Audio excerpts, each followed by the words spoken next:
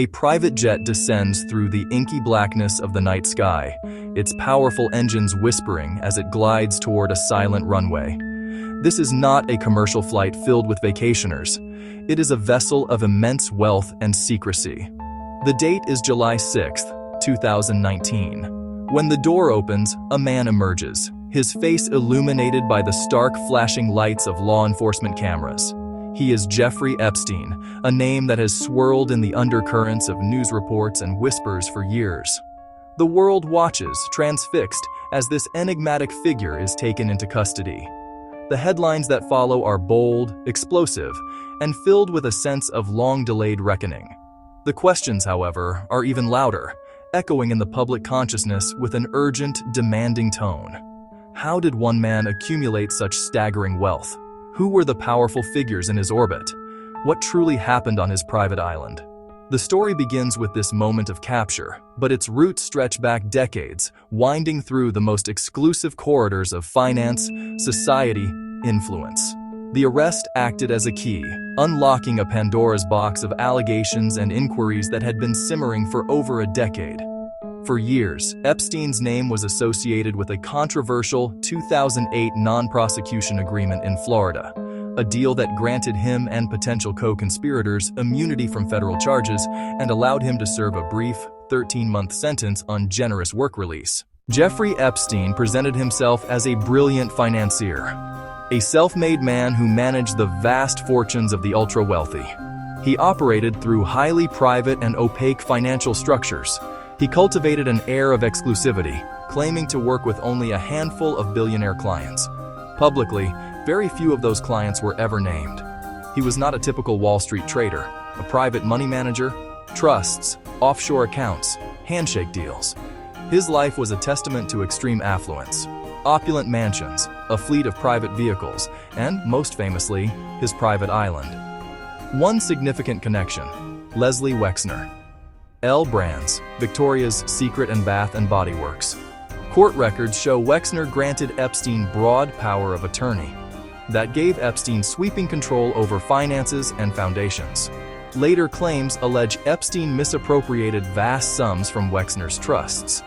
The narrative is pieced together through complex documents and legal timelines. What trust accounts are, how private banks operate to ensure client secrecy, the function of secretive offshore firms. How did he generate such returns? Who were his other clients? How much was legitimately earned versus stolen or illicit? His financial dealings were a black box, much like his island.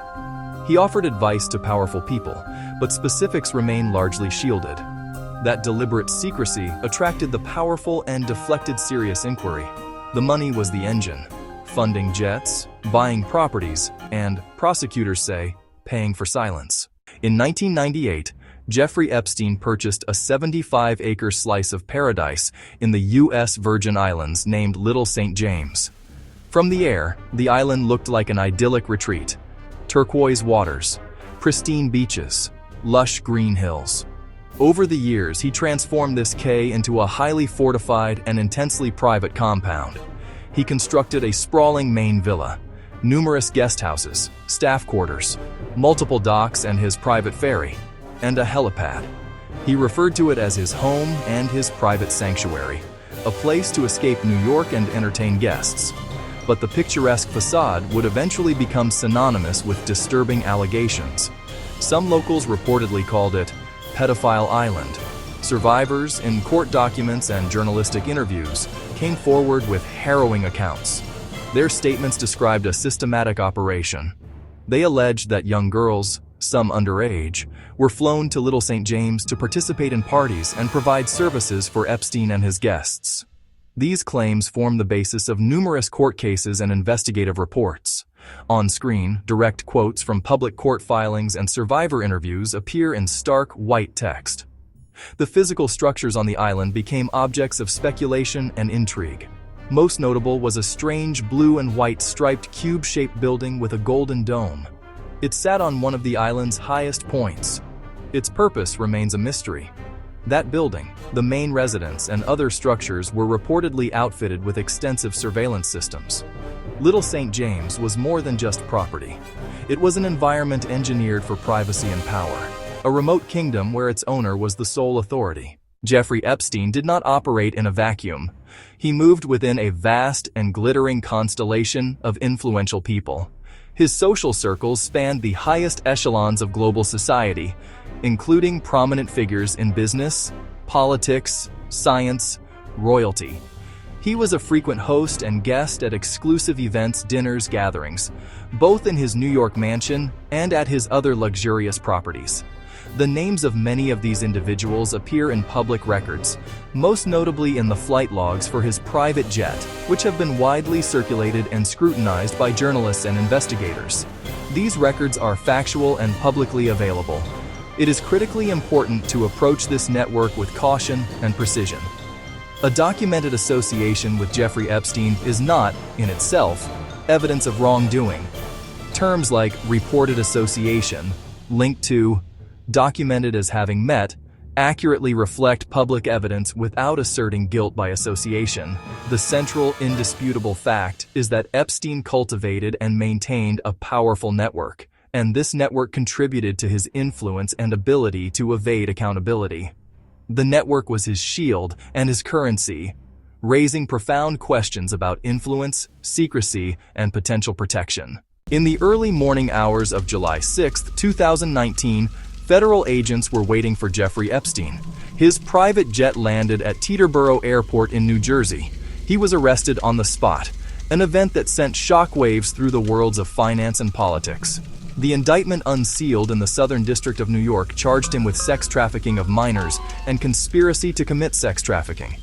Federal prosecutors alleged he orchestrated a vast network that recruited and abused dozens of young girls in New York, Florida, between 2002 and 2005. The arrest marked a dramatic reversal, more than a decade after his controversial non-prosecution agreement in Florida. This time he was facing the full might of the federal government. Epstein was denied bail and remanded to the Metropolitan Correctional Center in Manhattan. His detention was tumultuous. On July 23rd, he was found semi-conscious in his cell with injuries to his neck and placed on suicide watch. After about a week, he was removed from suicide watch and returned to a special housing unit under monitored conditions. The conditions and safety protocols became a focal point of media scrutiny. The story reached its controversial conclusion on August 10, 2019. Epstein was found unresponsive in his cell, an apparent hanging, and pronounced dead at a nearby hospital.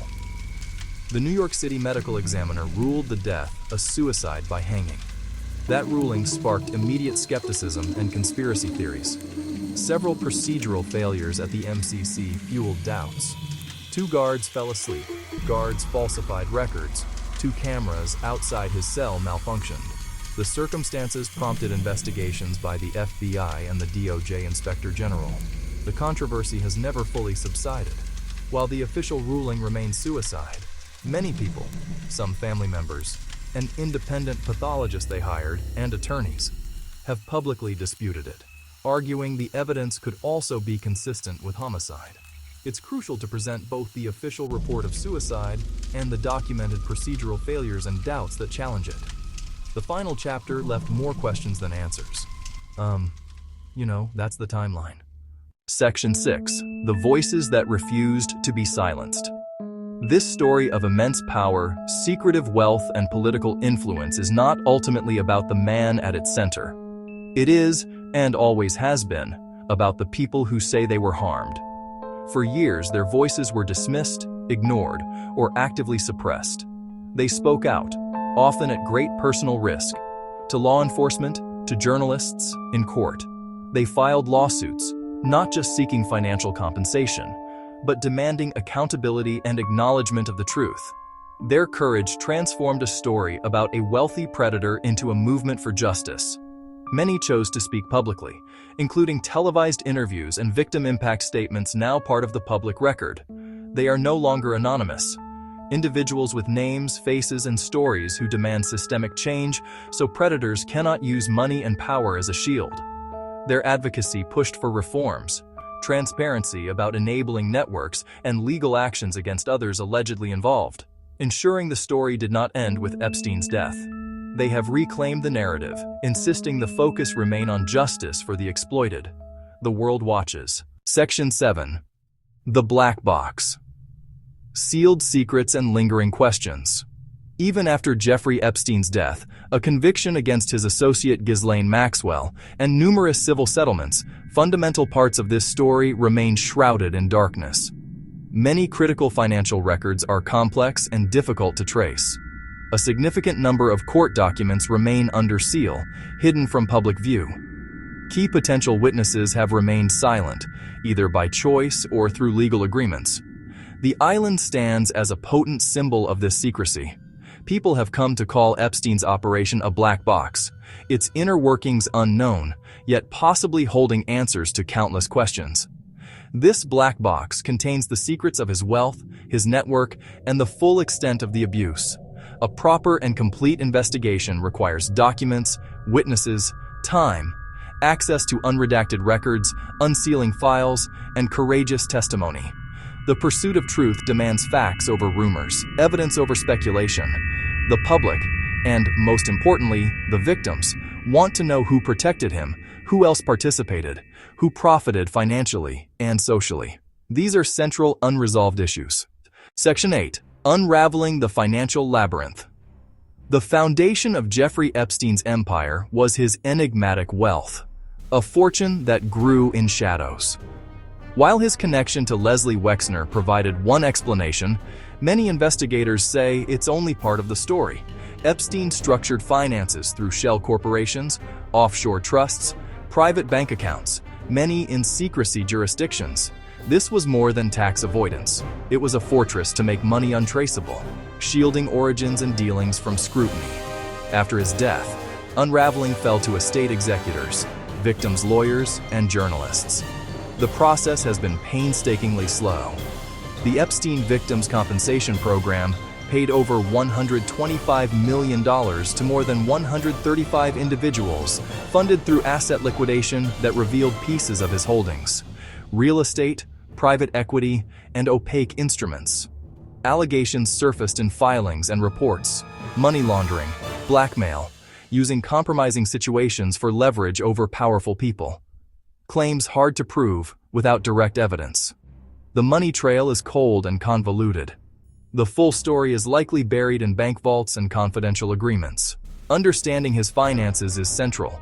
Money bought access, influence, and freedom from consequences, funding jets, staff, and powerful legal teams, and could reveal clients, partners, enablers. Section 9. The continued search for truth and justice. This story must end where it should have begun, with the people who mattered most. The survivors have emerged not as victims, but as powerful advocates. Remember their fight, honor their resilience, support the ongoing quest for a full and transparent accounting. Justice requires careful investigation, a commitment to facts, and valuing vulnerable testimony over influence. True accountability means more than one man's arrest. It means dismantling the entire network that enabled him. Consider the larger implications: the corrosive influence of unchecked wealth, secrecy in high echelons, a renewed commitment to careful, fact-based journalism, a justice system applied equally to all. The island holds many stories, some told, many not. The work of finding the rest continues. The survivors seek answers. The world watches. The search for truth goes on. This is not a story with a clean resolution, a wound that remains open, a fight still being waged, a truth still being unearthed. Justice is a long road, not an answer, but a responsibility to keep asking until the black box is finally empty.